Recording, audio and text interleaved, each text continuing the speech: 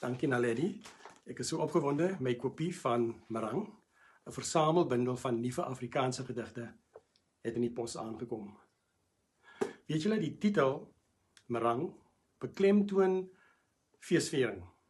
In Kaapse Moslim-Afrikaans beteken Marang fees. En hier is 'n leesfees.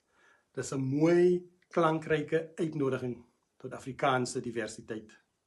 En hierdie boek erken Afrikaans se eeufees as amptelike taal. Maar dit vier veel meer.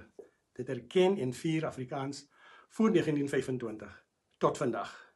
Dit is 'n uitsonderlike viering van poësie deur bekende en onbekende, gepubliseerde en ongepubliseerde digters. Weet julle, dit is selde dat 'n versameling so verteenwoordigend is van verskillende style, poëtiese tegnieke en tematiese wêrelde, soos die liefde, verlies, nostalgie, die natuurlike omgewing, plant- en dierspesies, selfs sosio-politieke kwessies, kunstenaarskap en tegnologie.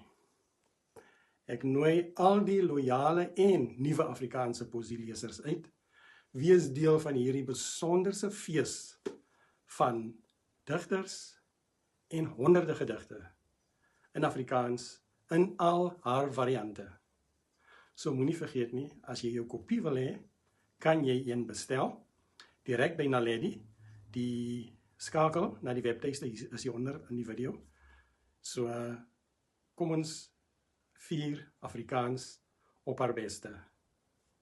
Marang!